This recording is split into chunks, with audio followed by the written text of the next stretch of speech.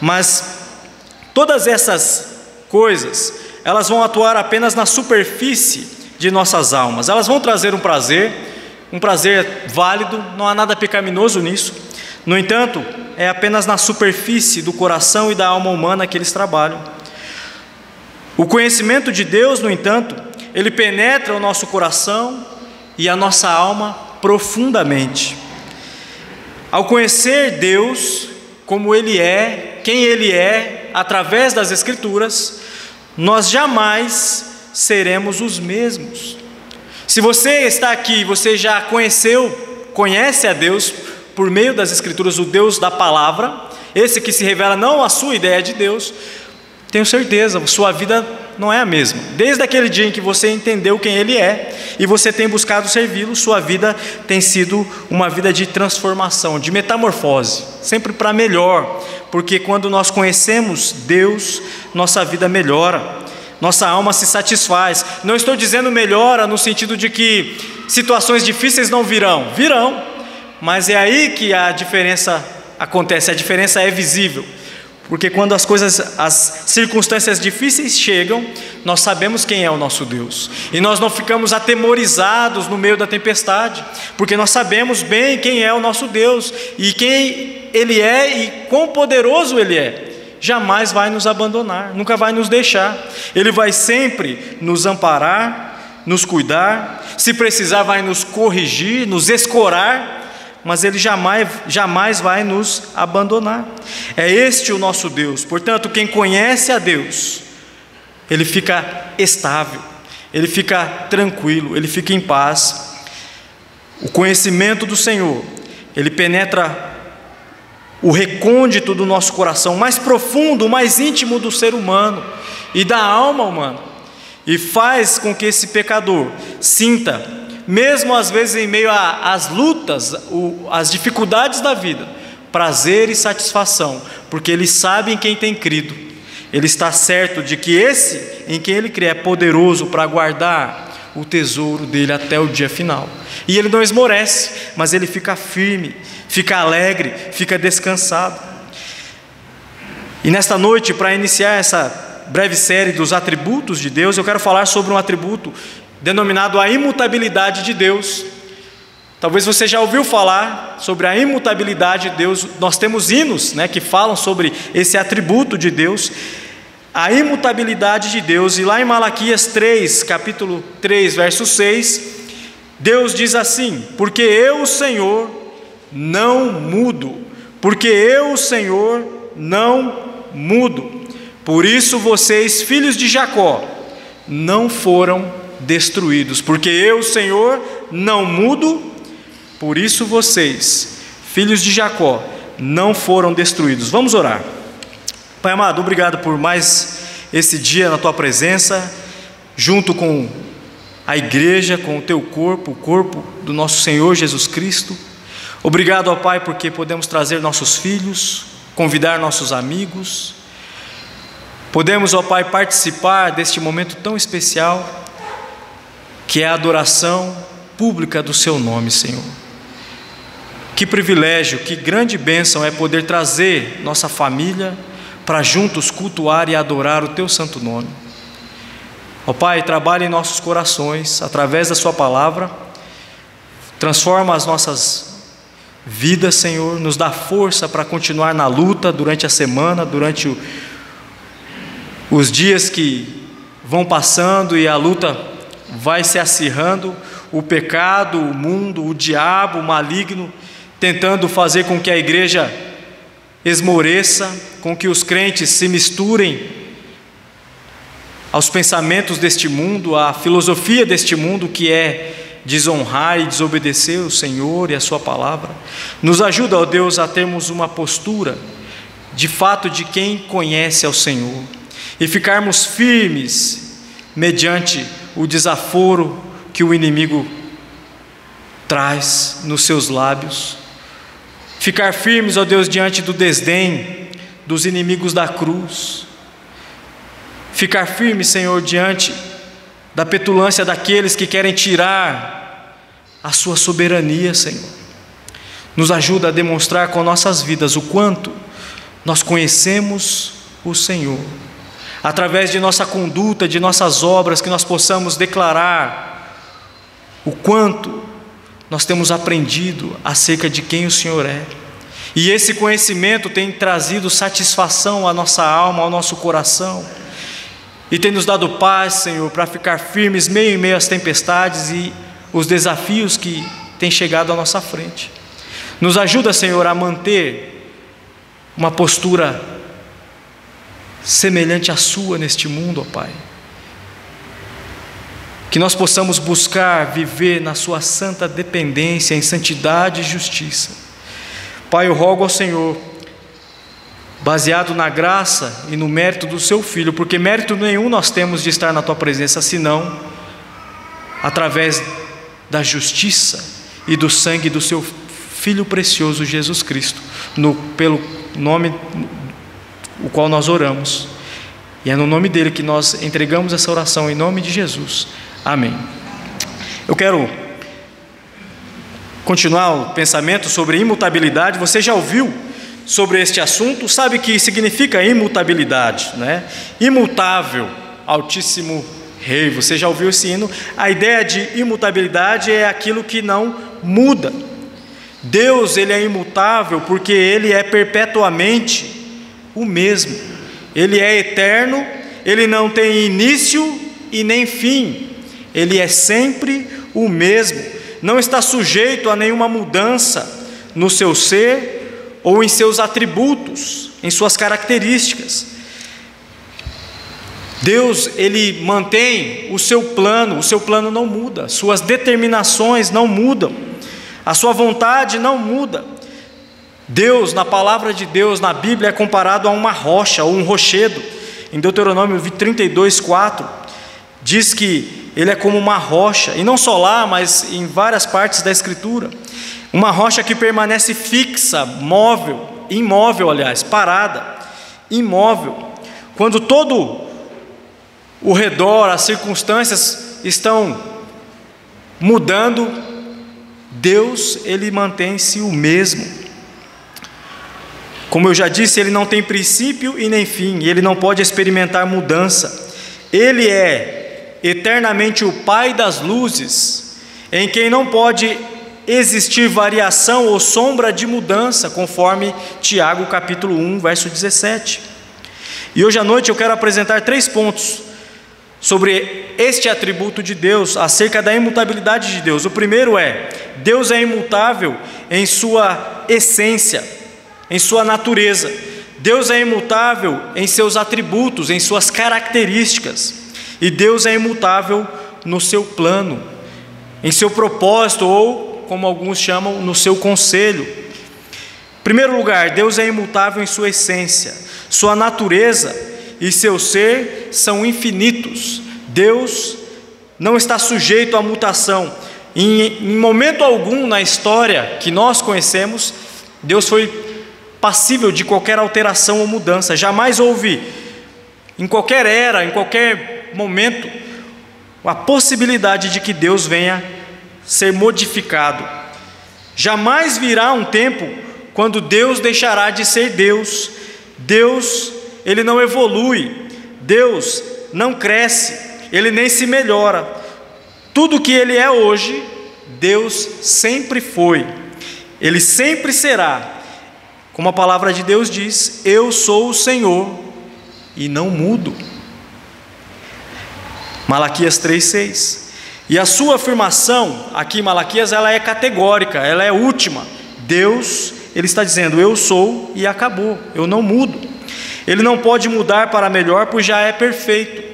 E sendo perfeito, não pode mudar para pior, ele não pode ser piorado, pois Deus, ele é alheio, ou ele estranha qualquer melhoramento. Ele já é perfeito, ele não pode ser deteriorado, ele é perpetuamente o mesmo.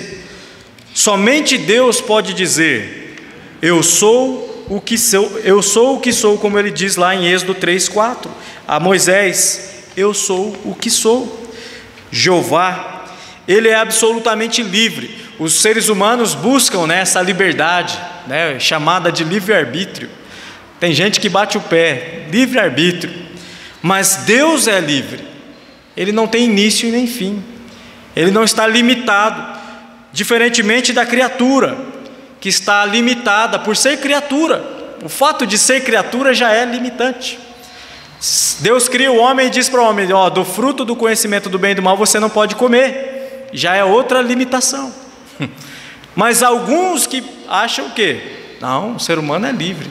Deus não é livre, Deus não é soberano, mas o homem, a criatura é. Mas o que nós vemos na Escritura é que Deus, Ele é imutável.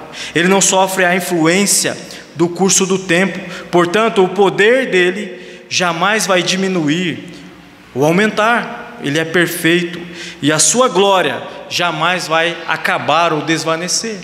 Deus, Ele é imutável. E em sua essência, Ele é perfeito e sempre foi e sempre continuará a ser perfeito. Não muda. Segundo, Deus é imutável em seus atributos. A ideia de atributo é uma qualidade, uma característica. Tudo que os atributos de Deus eram antes do universo ser chamado à existência, são precisamente o mesmo agora, e permanecerão assim para sempre. E isso necessariamente, pois eles são as próprias perfeições e qualidades essenciais do ser de Deus.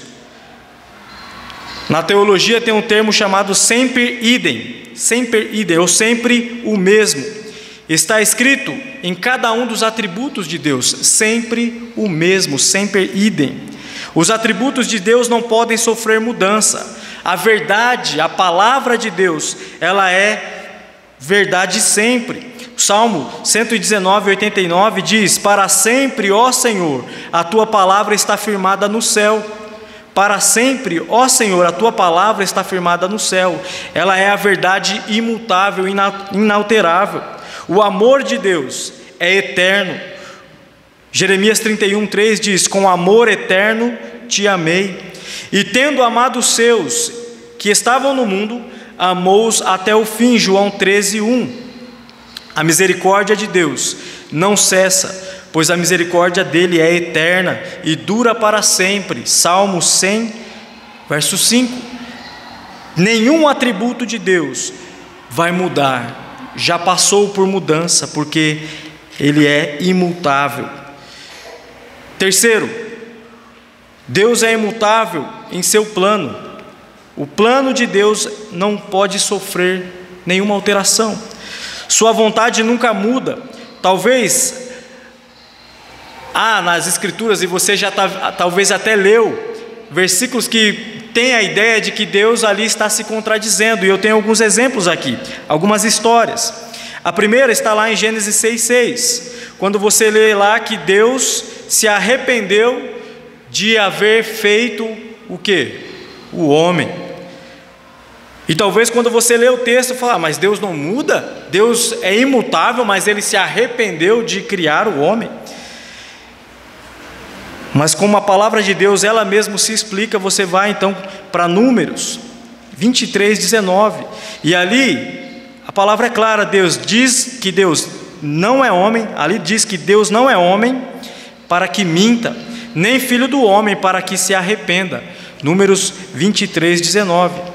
Assim, a palavra de Deus, ela apresenta para nós o fato de que Deus, ao tentar se revelar aos homens, Ele faz uso dos nossos termos. Ele se apresenta em figura para que nós venhamos a compreendê-lo, mas não quer dizer que Ele mudou o plano dele.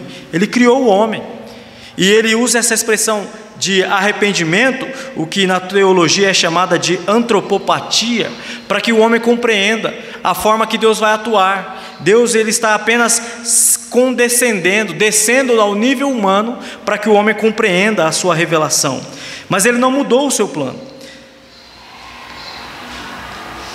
Você tem exemplos na Escritura onde Ele diz, por exemplo, Salmo 78:65, fala de si como tendo despertado, como se Deus estivesse acordado, ou como se estivesse madrugando. Mas nós temos passagens onde ele diz que Deus não dormita, ele nem cochila o vigia de Israel. Então você vê que ele usa esses termos apenas para que, como seres limitados que somos, possamos entender sua natureza eterna. Recentemente, na nossa leitura, nós passamos pela história de Ezequias. Você já leu a história de Ezequias? Quando Ezequias está ali já no seu reinado, eu convido você para ir para lá, 2 Reis, capítulo 20. 2 Reis, segundo livro dos reis de Israel, capítulo 20. Se não me engano, nós lemos domingo. Não sei se foi nesse ou no passado. Pela manhã, eu lembro de ter lido a primeira parte do capítulo 20. Mas aqui temos o relato do rei Ezequias estando doente, e Isaías vem até ele informar que ele vai morrer. E veja o relato, Isaías 20, do 1 ao 6. Por este tempo, Ezequias adoeceu. Eu falei primeiro, é 2 Reis, irmão. 2º livro dos reis, capítulo 20. A gente está em 1 Crônicas, né? Estamos lendo. Mas 2 Reis, capítulo 20, versos de 1 a 6. Por esse tempo, Ezequias adoeceu de uma enfermidade mortal. O profeta Isaías, filho de Amós, foi visitá-lo e lhe disse: assim diz o Senhor, ponha em ordem a tua casa, porque você morrerá, você não vai escapar. Então Ezequias virou o rosto para a parede e orou ao Senhor dizendo: ó Senhor, lembra-te de que andei diante de ti com fidelidade, com coração íntegro, e fiz o que era reto aos teus olhos. E Ezequias chorou amargamente. Antes que Isaías tivesse saído do pátio central, a palavra do Senhor veio a ele dizendo: volte a Ezequias, príncipe do meu povo. Assim diz o Senhor, o Deus de Davi seu pai: ouvi a sua oração e vi as suas lágrimas. Eis que eu vou curá-lo, e ao terceiro dia você subirá à casa do Senhor. Acrescentarei 15 anos à sua vida, e te livrarei das mãos do rei da Síria, tanto você quanto esta cidade. Defenderei esta cidade por amor de mim e por amor de Davi, meu servo. Ao ler esse texto, nós podemos então falar: agora Deus mudou. Deus mudou, ele ia matar Ezequias, ele ia levar Ezequias, e agora Ezequias orou e Deus mudou. Será mesmo? Será mesmo que Deus não sabia que Ezequias iria adoecer? Será mesmo que Deus, que é onisciente e sabe todas as coisas, ele não sabia que Ezequias iria adoecer e iria ser curado? E para aprofundar um pouquinho mais, quem que vai nascer durante esse prazo prolongado que ele vai ganhar aí, esse prazo a mais? Como é o nome do filho que vai nascer de Ezequias? Manassés. Se Ezequias não tivesse ganho mais 15 anos, se Ezequias tivesse morrido aqui, Manassés não viria ao mundo. Foi um rei terrível, né? Mas também Manassés gerou outro.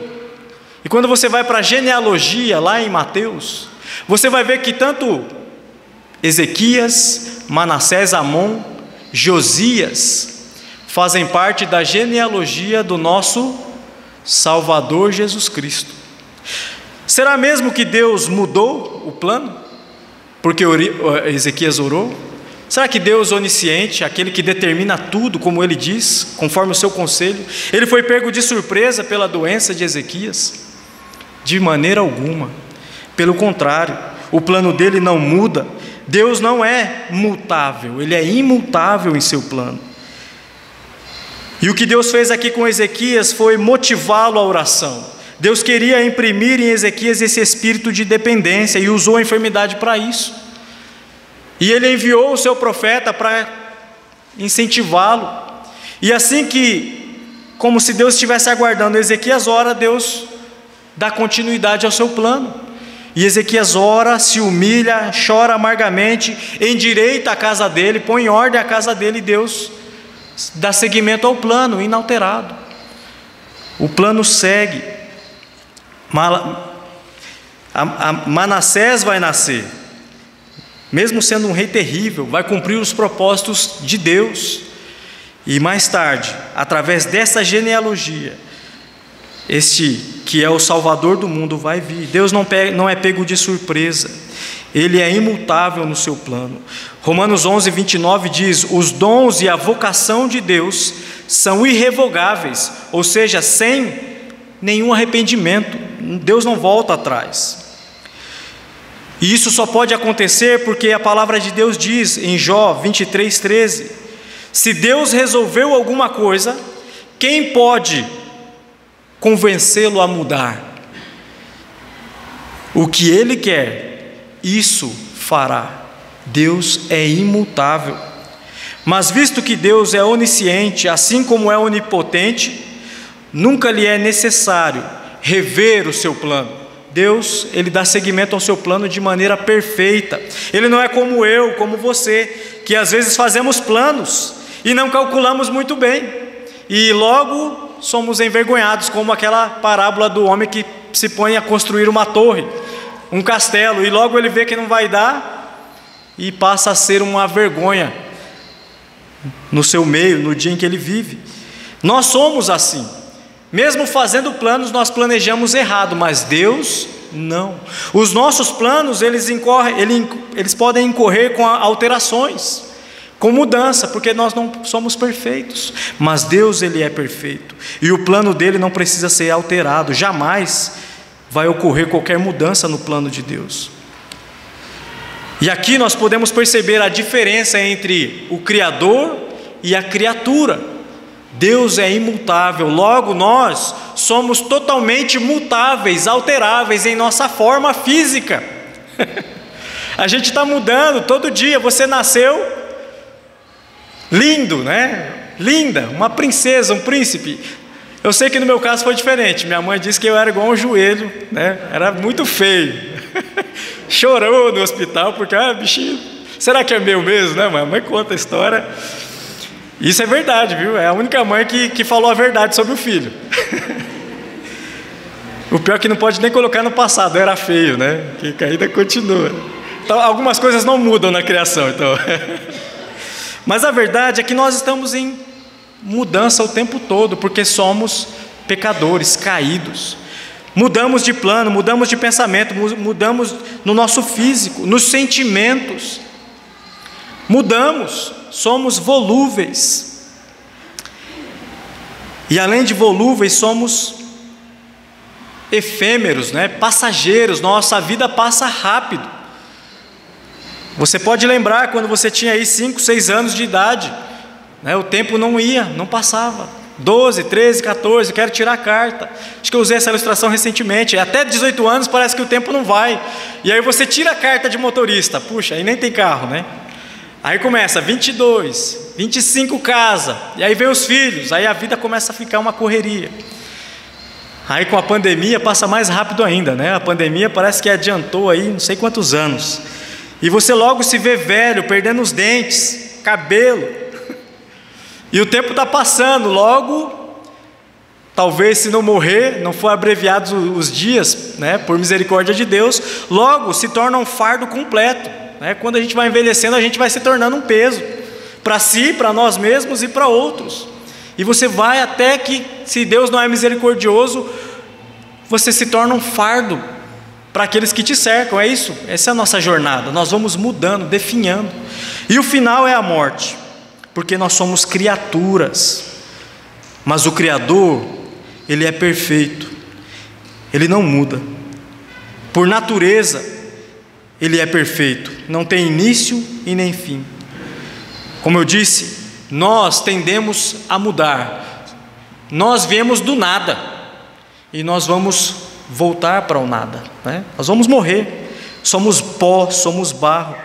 Nada detém a nossa aniquilação, a nossa morte, a não ser a vontade daquele que é todo-poderoso, aquele que é imutável, o sustentador, o Senhor, o próprio Deus. Somente Ele pode conter a nossa morte eterna.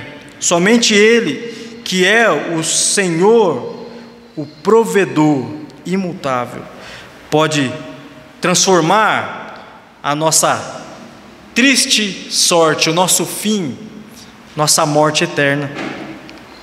Deus, como Criador, Ele é aquele que sustenta o universo em sua soberania, em seu cuidado. Ele está sempre presente, e nós podemos concordar, todos aqui, que é Ele quem sustenta a nossa alma, a nossa vida, dia após dia. Sem o cuidado desse Deus imutável, todo bom, perfeitamente bom, misericordioso, sem Ele, nossa alma desvanece. É Ele quem sustenta a nossa vida. É Ele, o Salmo 66:9 diz: o Senhor é quem preserva com vida a nossa alma. A compreensão disso deveria nos fazer mais humildes, deveria nos colocar de joelhos na presença desse que é imutável, com toda a nossa limitação, com toda a nossa mudança, com toda a nossa inutilidade. Nós deveríamos correr para a presença daquele que é imutável. Deveríamos viver na dependência dEle, nos mover na dependência dEle e existir para a glória dEle. Deus é a razão de tudo. Como criaturas decaídas, não somente somos mutáveis, mas tudo em nós, além de mutável, é oposto, é contrário ao Senhor. Nossa vontade, a palavra de Deus diz que o pecador, o ser humano caído, ele é inimigo de Deus. Ele vive nos seus delitos e pecados, ele tem prazer nas trevas. A luz está lá, mas ele se afasta da luz, ele corre para as trevas, para se esconder com suas más obras, para achar um esconderijo. Ele tenta se esconder, na verdade, mas daquele que é todo luz, nós não podemos. O maior exemplo de que o pecador ama a sua pecaminosidade, o seu pecado, as suas más obras, está lá no Éden, lá no começo. Quando Adão peca, a primeira coisa que ele faz é o quê? Se esconder. Ele tenta cobrir a sua nudez, ele vai tecer, ele vai tentar fazer uma roupa inútil, insignificante, com a sua arte ali, folhas. Ele tenta cobrir a sua nudez porque viu que estava nu, vai se envergonhar. E quando Deus está vindo, ele faz o quê? Ele se esconde com vergonha. Ele não quer ver Deus, ele sabe a culpa dele, e ele tenta fugir de Deus. E é esse o homem, e esse homem lá do Éden é o mesmo homem hoje, é o mesmo pecador, é o mesmo ser humano, que se esconde, tenta fugir de Deus por causa do seu pecado. Mas Deus, Ele é imutável, e Ele é luz, e como criaturas decaídas, nós precisamos entender que nós, apesar de amarmos o pecado, esse Deus imutável, Ele é imutável em sua promessa.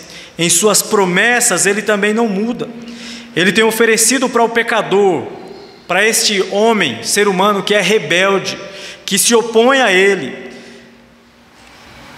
que é inimigo de Deus, vai contra Deus. Não é à toa que a sociedade é o que é, irmãos.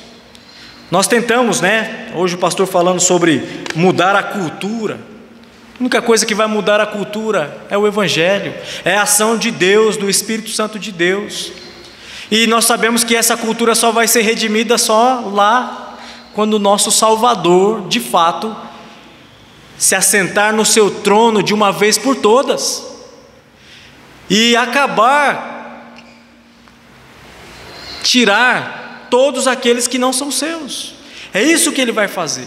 Ele vai arrebanhar os seus, e aqueles que se colocam contra Ele, são que se mantêm inimigos dEle, não creem, se mantêm rebeldes contra Cristo, Ele vai condenar. Ele vai pôr a justiça dEle contra esses, e vão ser lançados no lago de fogo do inferno.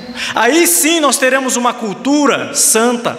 É claro que não estou dizendo que nós devemos desanimar e parar de correr. Não, é como o pastor disse, vamos fazer o nosso melhor. E muitas vezes, eu lembro sempre de uma vez no Pará, a gente queria comprar um carro. O dinheiro era pouco, mas a gente sempre ficava pensando, se tivesse um carro, né? Podia fazer isso, podia fazer aquilo. Mas que carro seria? Vamos comprar um carro com bastantes lugares. Aí nem tinha o carro aí, mas quem vai na frente, quem vai atrás? Já começava a brigar pelo carro, sem ter o carro, sem ter dinheiro para comprar o carro, já estava disputando quem ia dirigir, quem ia sentar, que cor ia ser o carro. Já se preocupava como que ia ser a manutenção, mas nem tinha o carro ainda, né? A gente é assim, né? Pecador é assim. Nós precisamos entender que Deus, Ele é imutável, e nós, apesar de nossa tentativa de alcançar o que Deus quer, de fazer a vontade de Deus, nós acabamos falhando. E eu lembro, ao sentar para discutir que carro nós teríamos, nós brigávamos, né, ou entrávamos nessa tensão. Mas a igreja muitas vezes quer mudar a cultura, quer fazer uma diferença na nação, mas o crente não está mudando nem a própria vida. Quanto a ler as Escrituras e orar, é um inútil, é um medíocre. Ele não senta na sua casa, no recôndito do seu lar, na sua escrivaninha, ele não ora, ele não sequer presta atenção nos seus deveres primordiais, básicos: ler e orar, conhecer ao Senhor. A sua alma não se deleita em conhecer ao Senhor, ele se gloria de tantas coisas, menos de conhecer ao Senhor. Como nós vamos mudar a cultura quando nós não mudamos a nós mesmos? Por meio da palavra e da oração, por meio da aplicação das verdades eternas do nosso Deus. Nós temos recebido tanto, e já poderíamos estar fazendo muito, mas por que nós não fazemos? Porque muitas vezes a igreja carrega o fardo de ser omissa em um mundo que jaz no maligno. Porque nós, como cristãos, cidadãos dos céus, nós nos pegamos fazendo isso. Não vamos mudar a nação, mas vivemos nos nossos delitos e pecados. Estamos falhando no básico, quando deveríamos cuidar da nossa vida espiritual, nós nem disso nós cuidamos. Quanto mais mudar uma nação. Vai estudar um pouquinho os homens que Deus usou, os grandes instrumentos usados por Deus na história, os grandes avivamentos. Estes homens eram tão desprezíveis quanto nós, isso é verdade, mas eles buscavam ao Senhor em todo o tempo, e mesmo em suas debilidades eles estavam na dependência santa, buscando por meio da palavra, em primeiro lugar, mudarem a si mesmos, terem uma vida transformada pela palavra de Deus, em primeiro lugar, no coração deles, no lar deles, e aí sim, saindo para fora. Porque, irmãos, se nós não transformamos, não dependemos de fato da palavra de Deus, para que ela mude em primeiro lugar o eu, para que eu venha mortificar a minha carne, carregar a minha cruz, eu não vou ter poder algum no espírito de mostrar a grandeza desse Deus que nós amamos e queremos agradá-lo e adorá-lo. Nós queremos ver sim nossa cultura redimida, mas em primeiro lugar nós precisamos conhecer Deus de fato, e isso deve ser experimentado pessoalmente, particularmente, na sua vida, na vida da sua família. E daí sim, saindo da porteira, da porta da sua casa, do seu portão, e indo para fora. Só aí nós teremos uma nação influenciada pelo Evangelho. Mas o trabalho começa em casa.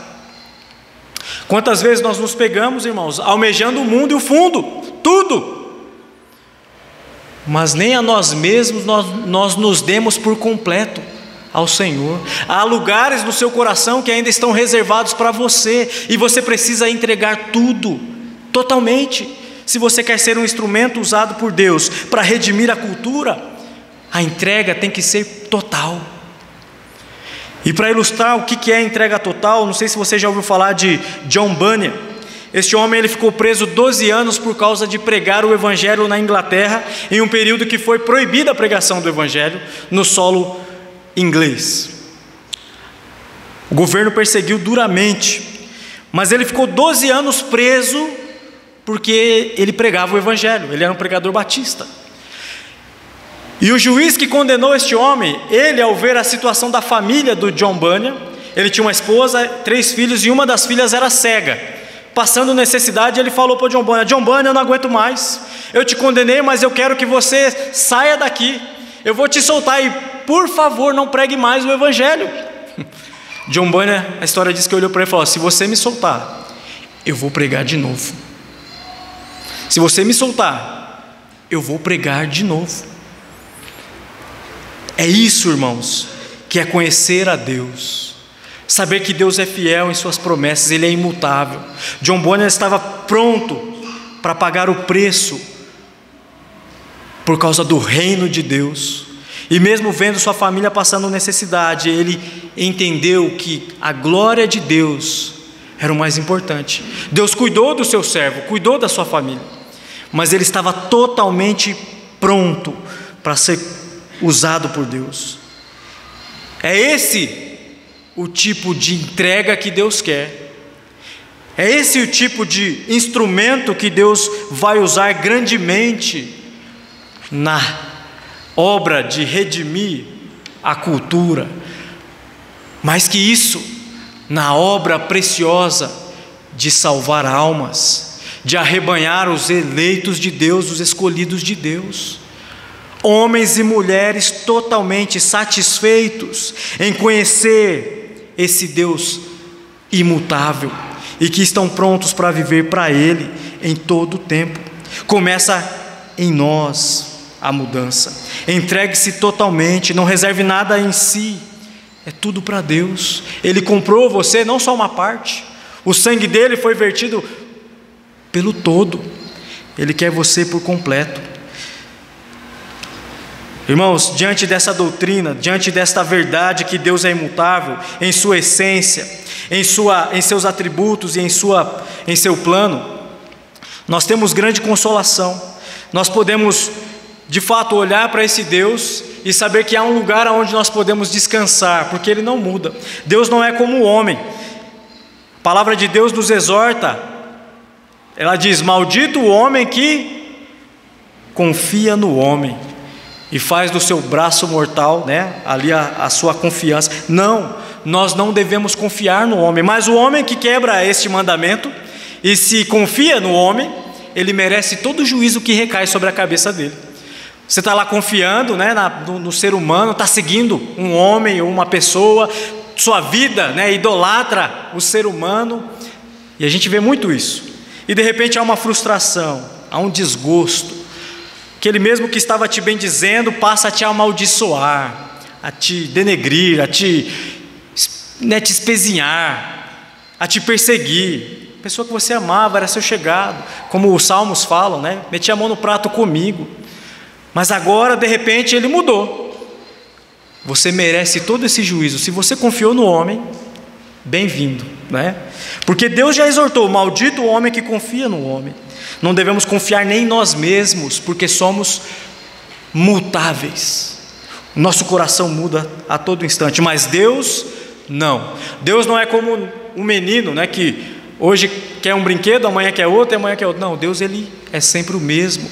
Deus não é como o pecador, que está sempre mudando em seu humor. Não, Deus é sempre o mesmo, e por isso nós podemos descansar nele, podemos confiar nele, e mais, podemos depender dele em oração. Quando nós paramos para pensar na imutabilidade de Deus, nós ganhamos aqui um encorajamento para orar, porque esse Deus que não muda no seu caráter, na sua essência, é o mesmo Deus que fez grandes promessas para nós, e Ele pede para que nós venhamos, por meio da oração, buscá-lo, para que Ele nos abençoe.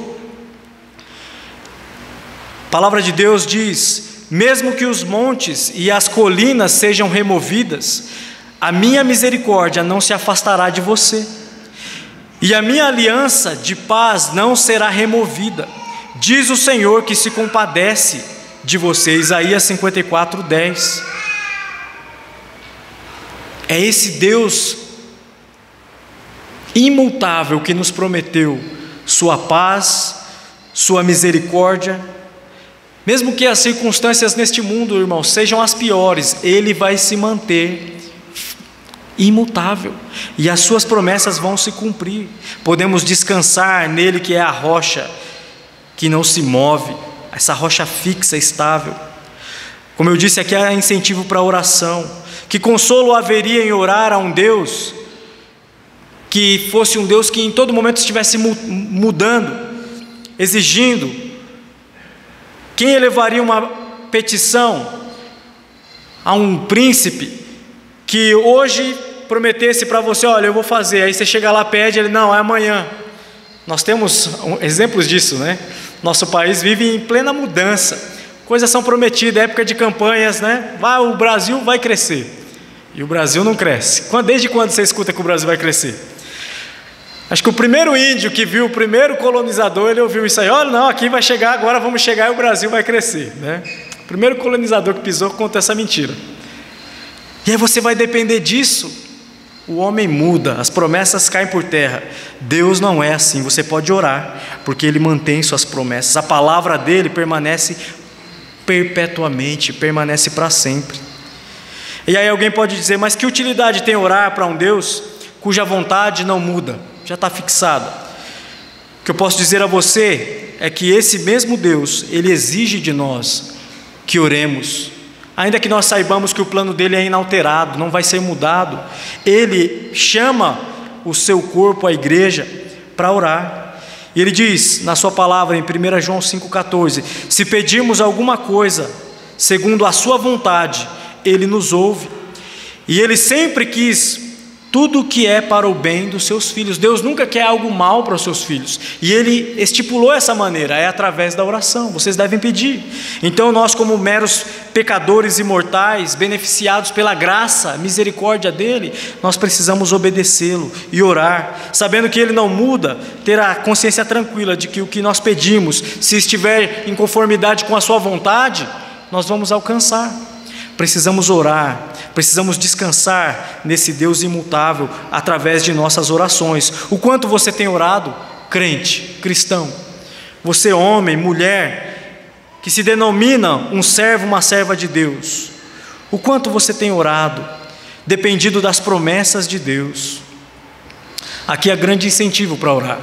Deus não muda, Ele não vai deixar cair por terra as suas promessas. Dependa dEle em oração. Aqui também, irmãos e amigos, há grande terror para os ímpios, para aqueles que ainda não se achegaram a Cristo por meio da fé. Se você está aqui ouvindo o Evangelho há tempos e ainda não se arrependeu dos seus pecados, saiba que Deus não muda. E quando Ele diz em Marcos 16,16: quem porém não crer será condenado, Deus não muda. Seu plano vai continuar o mesmo. Se você morrer nessa condição hoje, não fique esperando que lá, após a morte, no dia do juízo, você vai clamar e Ele vai mudar. Ele vai acreditar, vai falar: não, eu vou ser misericordioso, vou ser amor agora. Porque agora, você viveu a vida toda lá ouvindo o Evangelho, mas agora na última hora você quer. Então, Deus não muda. Ele diz: quem porém não crer será condenado. Em Hebreus diz que ao homem está ordenado morrer uma única vez, vindo depois disso o juízo. Hebreus 9:27. Se você não crê, você será condenado. E não vá não morra, e quando chegar diante de Deus, não fique aguardando, vou ser poupado, porque o jeitinho judeu, né, que nós aperfeiçoamos, e hoje o jeitinho brasileiro, lá no céu eu vou dar um jeitinho. Eu não criei lá, mas lá diante de Deus eu vou dar um jeitinho, eu vou convencê-lo. Não vai, porque Deus não muda, e o decreto dele é: quem porém não crer será condenado.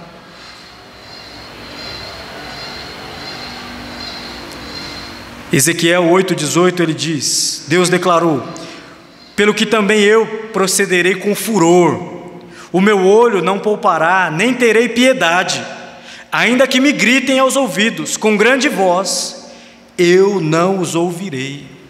Se você ainda não creu, não deixe para aquele último dia.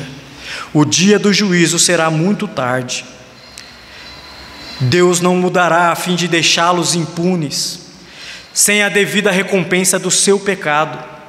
Deus é santo, Ele é imutavelmente santo. Portanto, Deus odeia o pecado. Eternamente Ele odeia o pecado. E você pode ver a ira de Deus contra o pecado na cruz de Cristo. A palavra de Deus diz que Ele não poupou o seu próprio Filho. Antes, Isaías diz que ao Senhor agradou moê-lo. O castigo que nos traz a paz, estava sobre o Filho de Deus, santo, perfeito, justo, bondoso, meigo, um Deus maravilhoso, que se colocou em meu lugar, no seu lugar. Não fique pensando que naquela última hora você vai ganhar alívio. Não, você vai ser lançado nas chamas do lago de fogo do inferno. Aqui há terror para você, ímpio, incrédulo. Se você ainda não creu, creia. Não ouse pensar que você irá passar pela vida toda impune, e ao morrer você conseguirá convencer Deus de que você deve entrar nos céus, apelando para a misericórdia. Não, Deus é imutável, Ele determinou: quem porém não crê, será condenado. E é isso que vai acontecer com a alma que se mantém rebelde contra o Filho. Se você está aqui hoje à noite e ainda não descansa na graça e na justiça do Filho de Deus, não saia daqui tranquilo. Ao deitar na sua cama, pense no dia do juízo. A cada segundo que você fica protelando, retardando, ele se aproxima, e ele não vai mudar. Você não irá escapar, porque eu sou o Senhor e não mudo. Vamos orar. Pai amado, obrigado por sua graça e misericórdia. Eu suplico ao Senhor, ó Deus, que o Senhor fale à mente e aos corações aqui presentes, que nós possamos, Senhor, de fato, nos gloriar em conhecer o Senhor. Obrigado, ó Pai, porque a sua palavra deixa muito claro que o Senhor não muda. O Senhor não muda em sua essência, o Senhor não muda em seus atributos, e o Senhor não muda e jamais vai mudar em seu plano. O Senhor é perfeito e é imutável. Eu rogo, Senhor, que se há alguém aqui presente que ainda não creu, que está caminhando para a morte eterna, que o Senhor trabalhe nessa alma, nesse coração, ao ponto de que essa alma venha a Ti, humilhado, submisso, temendo o juízo que já está sobre a cabeça dela, mas que naquele dia, no grande dia, o dia do juízo, será de uma vez por todas, Senhor, eternamente condenado. Não haverá alívio, não haverá como escapar, porque quem crê, quem não crê, aquele que não crê, será condenado. Tem misericórdia, Senhor, não só dessas almas aqui presentes que ainda não creram, mas também daqueles nossos parentes e amigos que nós tanto amamos. Que o Senhor nos use, Senhor, para pregar esse evangelho poderoso, para mostrar a sua imutabilidade por meio da Escritura, e que eles possam vir e se deleitar no Senhor, e terem suas almas, ó Pai, preenchidas e satisfeitas em conhecer e descansar em Ti. Obrigado, ó Pai, porque o Senhor não muda, e através de Jesus Cristo nós temos essa maravilhosa promessa de que iremos viver contigo por toda a eternidade. E isso não depende de mim ou de nossas obras, mas tudo isso está garantido no sangue precioso do seu Filho amado, que morreu na cruz do Calvário e ressuscitou por nós pecadores. E é no nome dele que nós oramos agradecidos por tudo que foi feito nesta manhã e agora nesta noite. E nós rogamos, ó Deus, que o Senhor nos dê a capacidade de, ao sair deste local, que possamos glorificar o seu nome lá fora, ó Pai. Nos usa como instrumentos totalmente entregues em Tuas mãos. Nos usa com perfeição. Essa é a minha súplica, é a minha oração em nome de Jesus. Amém. Nós vamos cantar mais um hino. Eu convido você que pode, por gentileza, fique de pé enquanto o regente chega.